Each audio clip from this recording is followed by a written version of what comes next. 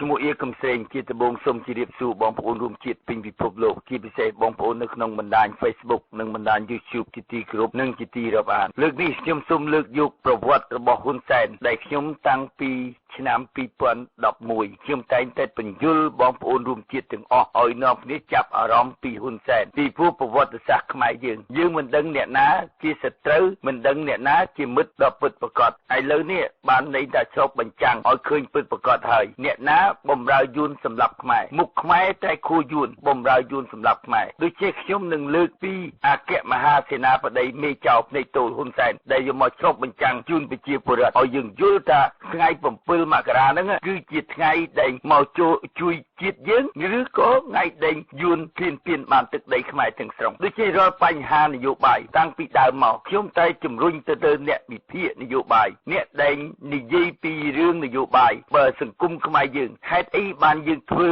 ពីមានរហូតធ្លាក់មកដល់ក្រនេះហើយដែលហៅថាសបញ្ជាក់ឲ្យឃើញថាយួននេះបានយកទឹកដីខ្មែរយើងបានទាំងស្រុងតែក៏បណ្ដាលមកពីអ្នកណាទៅសហការជាមួយដែលធ្វើឲ្យយើងជួបនៅវិនិច្ឆ័យកម្មអស់នឹងដូចជាចំណុចហ្នឹងហើយដែលខ្ញុំតែងតែបញ្យល់ឲ្យបងប្អូនយើងយល់ពីសកម្មភាពគេហៅថា7មករាហ្នឹងគឺជាការរៀបចំរបស់យួនបំរើយួនសម្រាប់ខ្មែរដូចជារាល់បញ្ហាពាក្យពេចន៍ទាំងអស់ខ្ញុំតែងជំទាស់ជាមួយនឹងអ្នកដែលនិយាយប្រវត្តិសាស្ត្រដែលមិនបានមើលឃើញថាទាំងវើយួនគៀនពៀនទឹកដីខ្មែរគេប្រើវិធីណាខ្លះដូចនេះក្នុងចំណុចមួយបំណែកយើងនិយាយពីរឿងហ៊ុនសែនអាយុទើបតែ20ទេតែកាន់មេបញ្ជាការទ័ពតែយើងសូមសួរថាបើគ្មានការជំរើសបើគ្មានការលើកពីអ្នកដែលនៅពីក្រោយទេហ៊ុនសែនគ្មានសមត្ថភាពទៅកាន់មេបញ្ជាការទ័ពបានទេបើយើងនិយាយទៅអាយុ20ការឆ្លងកាត់ពីបទពិសោធន៍អត់មានទេតែហេតុអីបានយួនលើកហ៊ុនសែនឡើងមិនមែនជាអ្នកដែលនៅក្នុងជួរគណៈបកខ្មែរក្រហមជាអ្នកលើកទេ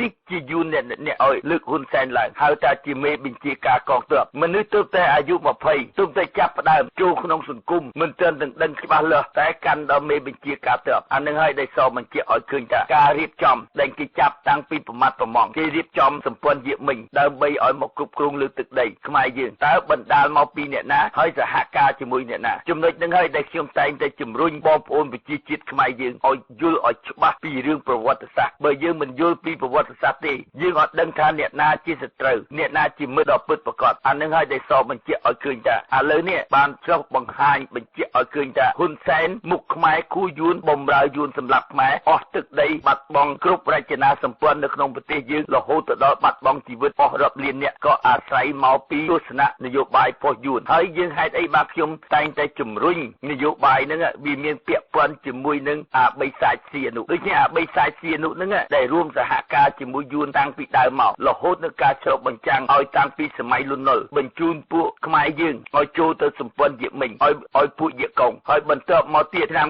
93សហការជាមួយហ៊ុនសែនសុំហ៊ុនសែនធ្វើជាគូនធัวចុងបញ្ចប់យើងមើលបាត់បង់ទឹកដីបាត់បង់ព្រៃពីបញ្ហាវិនិច្ឆ័យកម្មទាំងអស់បណ្ដាលមកពីអីអានឹងហើយដែលឆ្លុះបញ្ចាំងឲ្យឃើញសង្គមជាតិយើងហ្នឹងឲ្យយើងមើលឲ្យច្បាស់អំពីប្រវត្តិសាស្ត្រដែលយើងមិននាំគ្នាចាប់អារម្មណ៍ដូចនេះឥឡូវនេះខ្ញុំនឹងចាក់បង្ហាញឲ្យឃើញថាតើហ៊ុនសែនហ្នឹងជាយួនបំរើយួនសម្រាប់ខ្មែរដល់ពិតប្រាកដឬក៏អត់បាទ 25 tuổi ở quân khu X thế thì tôi hồi đó thì cũng không biết nói tiếng Việt đâu kể lại cái chuyện đó là cái chuyện rất còn nhớ ở cái chỗ canh cư mà do tôi chỉ đạo Việt Nam tấn công mạnh mà chiếm được cái khu nào cái chỗ đó là Campuchia như chân tại đó và nhân dân tiền chính quyền cái đấy là mình nhắc lại một tí ở trong thời gian là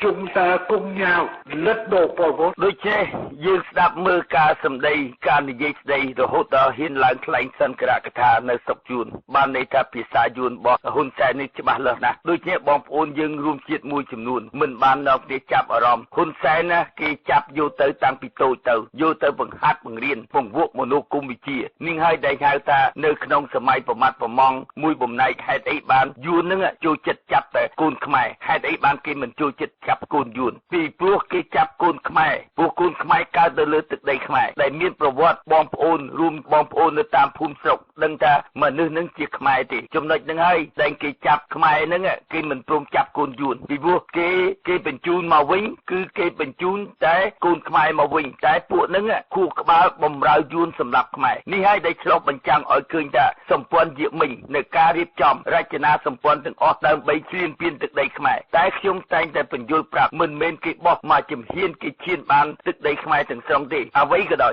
គេយកទឹកដីខ្មែរបានអាស្រ័យទៅលើអ្នកណាក៏អាស្រ័យនៅការរួមសហការជាមួយនឹងអ្នកគ្រប់គ្រងអំណាចអ្នកណាដែលអ្នកគ្រប់គ្រងអំណាចយើងមើលទៅក្នុងរយៈកាលកន្លងមកគេហៅថា70ឆ្នាំតាំងពីឆ្នាំ1941ទៅលើអាបិសាចសៀនុតែងតែសហការជាមួយយួនជាតិអារ៉ាប់មិនដែលចោលទេចំណុចហ្នឹងហើយដែលខ្ញុំតែងតែឆ្លុះបញ្ចាំងទៅលើប្រវត្តិសាស្ត្រឲ្យបងប្អូនរួមជាតិទាំងអស់នៅលើពិភពលោកយើងឲ្យនាំគេចាប់អារម្មណ៍សៀនុហ្នឹងហើយគឺជាមេសម្រាប់ជាតិខ្មែរយើងហើយអ្នកដែលកាន់អំណាចយូរជាងគេដែលក្នុងសម័យកាលដែលខ្ញុំតែងតែនិយាយមកคลิปមុនរួចទៅហើយអ្នកដែលកាន់អំណាចដែលយូរបានយូរជាងគេបំផុតនៅក្នុងពិភពលោកមានតែអាបិសាចសៀនុពីព្រោះគោលបំណងវាចង់បានខ្លាចខ្លួនទៅជាអតិថិដើម្បីនេះជាគោលបំណងដែលអាបិសាចសៀនុវាចង់បានហើយវាបំរើយួនវាសម្រាប់ខ្មែរដោយសន្តិវិធីហើយយើងនាំគ្នាតែតោងតែទៅគោរពអាបិសាចសៀនុអានឹងហើយដែលខ្ញុំតែងតែសម្ដីដែលខ្ញុំវាយមិនព្រមដកមាត់ដោយសារអីពីព្រោះខ្ញុំមើលឃើញពីឧបាយកលរបស់អាបិសាចសៀនុច្បាស់ណាស់តែបងប្អូននៅតែមិនព្រមជឿដោយចូលទៅលើអីទៅរកទស្សនៈទៅលើជំនឿដែលនឹងភាពងប់ងល់ដូចជាអាបិសាចហ្នឹងវាជាចារកិច្ចរបស់យួនបំរើយួនសម្រាប់ខ្មែរហើយមួយបំណែកនឹងទៀតឥឡូវដែលជ្រោបបញ្ចាំងឲ្យឃើញថាហ៊ុនសែនហ្នឹងវាជាអ្នកណានឹងហើយហៅថាជាសម្ព័ន្ធពួកយមិញដែលចូលទៅបំរើយួនមនុស្សដែលអាចនិយាយឡើងនៅប្រខ្លែងសិនករកតាបានការរៀនយួនយ៉ាងតិចណាស់6ទៅ7ឆ្នាំបានអាចនិយាយថ្លែងសិនករកតាជាមួយយួនកើតដូចជាចំណុចហ្នឹងយើងមើលឃើញហើយសកម្មភាពចុងបញ្ចប់អ្នកណាជាអ្នកសម្រាប់ខ្មែរគឺ7មករាហ្នឹងដែលយកទឹកដីខ្មែរបានទាំងស្រុងតែគេបំភ្លើបំភ្លៃប្រវត្តិសាស្ត្រ7មករាគឺជាថ្ងៃដែលមកជួយរំដោះជាតិចុងបញ្ចប់នឹងហើយជាទង្វើនៅការឈានពានទឹកដីខ្មែរយើងដែលធ្វើឲ្យខ្មែរយើងជួបនៅវិនាសកម្មមកទល់នឹងសពថ្ងៃដូចជាចំណុចដែលសំខាន់ដែលយើងអត់បាននៅគ្នាចាប់អារម្មណ៍មួយទៀតខ្ញុំចង់ជំរុញឲ្យបងប្អូនដែលហៅថាទង់ជាតិកម្ពុជា5របស់គណៈបកប្រជាជនបងប្អូនតែងតែយល់ឲ្យច្បាស់នឹងហើយជាភ្នោហូជីមិញទេមិនមែនជាទង់ជាតិប្រាសាទកម្ពុជា5ប្រាសាទបងប្អូនយកទង់ជាតិហ្នឹងយកមកគូពីខាងឆ្វេងទម្លាក់ដបូលចូលមកខាងស្ដាំទម្លាក់ដបូលចូលមកនេះជាភ្នោហូជីមិញឲ្យបងប្អូននៅទីចាប់អារម្មណ៍តែអ្វីដែលគេខ្លែងបន្លំហ្នឹងគេថានេះជាប្រាសាទកម្ពុជា5អានឹងហើយដែលហៅថាបំផិនមតិជាតិនិងបំផិនមតិអន្តរជាតិតែទង់ជាតិហ្នឹងគេជាតំណាងរបស់ទង់ជាតិហ៊ូជីមិញនឹងហើយដែលសោបញ្ជាក់ឲ្យឃើញថាវិធីដែលគេយកទឹកដីខ្មែរយើងហ្នឹងនេះហើយជាវិធីដែលគេយកទឹកដីខ្មែរឲ្យបងប្អូននៅគ្នាចាប់អារម្មណ៍ដែលស្ដីថាលក្ខណៈដែលបញ្ជាក់ឲ្យច្បាស់លាស់ឥឡូវនេះគេបានបង្ហាញថាគេហ្នឹងជាអ្នកដែលបំរើយួនសម្រាប់ខ្មែរអ្នកណាដែលជំរុញឲ្យឡើងដល់កម្រិតហ្នឹងនឹងហើយដែលហៅថាបិសា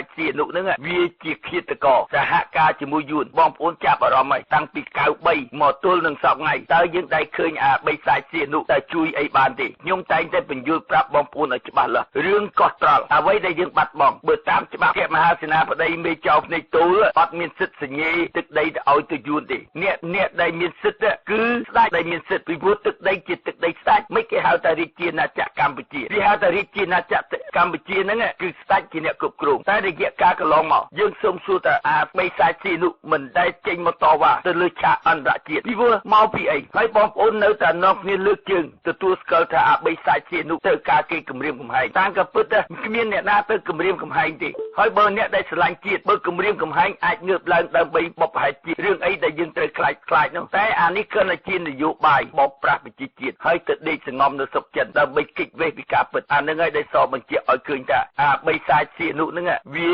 ជាចារកិច្ចរបស់យួនដែលរួមសហការជាមួយនឹងហ៊ុនសែនបំរើយួនសម្រាប់ខ្មែរបើចំណុចមួយទៀតបងប្អូនរួមជាតិយើងអត់បាននៅគ្នាចាប់អារម្មណ៍តាមក៏ពិតសៀនុក៏ចេះយួនដែរពីព្រោះសៀនុចេះយួនតាំងពីឆ្នាំ1941 1941ដែលក្នុងតាមការពិតសៀនុបានទៅរៀននៅស្រុកយួនតាំងពីឆ្នាំ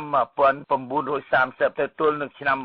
1940រវាងការទំនាក់ទំនងជាមួយនឹងហ៊ូជីមិញគ្មានអ្នកដែលបកប្រែទេបានន័យថាសៀនុហ្នឹងទៅនិយាយជាមួយនឹងហ៊ូជីមិញផ្ទាល់បើគ្មានការចេះភាសាយួនឲ្យបានពិតប្រាកដក៏មិនអាចទំនាក់ទំនងជាមួយនឹងយួនតាមផ្លូវការដោយសម្ងាត់ដែរដូចជាចំណុចដែលបងប្អូនអត់ដែលបានចាប់អារម្មណ៍ថាតើយើងសុំសួរថាសៀនុជាយួនឬក៏អត់ក្រោយពីឆ្នាំ1951យើងយល់ពីទស្សនៈមកវិភាគវិញនាងមនិចទៅតែមកចូលមករៀននៅស្រុកខ្មែរការនិយាយភាសាខ្មែរអត់ចេះទេតែអ្វីដែលអាចនិយាយជាមួយសៀនុបានមានតែភាសាយួនចំណុចដែលសំខាន់ដែលសៀនុហ្នឹងគឺចេះយួនច្បាស់ណាស់តែបងប្អូនអត់នាំគ្នាចាប់អារម្មណ៍ចំណុចហ្នឹងហើយនេះជានយោបាយនេះគេហៅថាជានយោបាយបិទបាំងប្រវត្តិសាស្ត្រដោយសារអីបងប្អូនអត់នាំគ្នាចាប់អារម្មណ៍រយៈកាលកន្លងមកសៀនុទំនាក់ទំនងជាមួយនឹងហ៊ូជីមិញជាប់ហើយសហការនឹងហើយដែលយើងចាប់ផ្ដើមបង្កវិនិច្ឆ័យកម្មនៅស្រុកខ្មែរសង្គ្រាមដែលកើតឡើងបណ្ដាលមកពីអីបងប្អូនរួមជាតិយើងរាប់លានអ្នកដែលបានស្លាប់បាត់បង់ជីវិតក៏អាស្រ័យទៅលើទំនាក់ទំនងជាមួយនឹងអាបិសាចសៀនុនឹងដែលទៅសហការជាមួយយួនណាហើយពេចដងឲ្យយួនយកផ្លែមកបុកប្រជាជាតិយើងឲ្យរងទុក្ខវេទនាវិបត្តិវិនិច្ឆ័យកម្មបែកបាក់បងប្អូនកូនចៅរស់ក្នុងស្ថានភាពវេទនាបងប្អូនចំណាក់ស្រុកបែកបាក់យើងគ្រប់បំណែកទាំងអស់នេះហើយសពបញ្ជាក់ឲ្យឃើញថាចំណុចដែលសំខាន់បងប្អូនកុំឲ្យយកទស្សនៈមួយមកចោតមកលើខ្ញុំគឺថាអត់ទាន់ដល់ពេលខ្ញុំបានត្រូវតែបញ្ជាក់បងប្អូនឲ្យបានច្បាស់លាស់រវាងប្រវត្តិសាស្ត្រនេះមួយអត់មានចាំពេលណាទេគឺត្រូវនិយាយពីពេលនឹងទៅបណ្ដោយពីព្រោះអត់មានទៅហៅថាដំណាក់កាលត្រូវចាំពេលមានឱកាសណាទៅត្រូវនិយាយអត់ត្រូវមានទេដូចជាខ្ញុំចំណុចជាកំសែងមួយខ្ញុំដើរទៅតាមតែផ្លូវច្បាប់ទេខ្ញុំអត់អាចយកទៅភាពអនុគ្រោះលើកលែងទៅលើបុគ្គលណាមួយដែលធ្វើឲ្យសង្គមជាតិជួបនៅភាពវិនិច្ឆ័យកម្មអន្តរាយនេះខ្ញុំចង់បញ្ជាក់ប្រាប់បងប្អូនឲ្យបានច្បាស់លាស់ចំណុចហ្នឹងហើយរវាងបិសាចសៀនុមួយជាកំសែងមិនអាចលើកលែងបានជាដាច់ខាតនេះខ្ញុំចង់បញ្ជាក់ប្រាប់រវាងប្រវត្តិសាស្ត្រខ្មែរយើងសូមឲ្យនាំគ្នាដកខ្លួនចេញពីបិសាចសៀនុដើម្បីជួយរំដោះជាតិយើងឲ្យ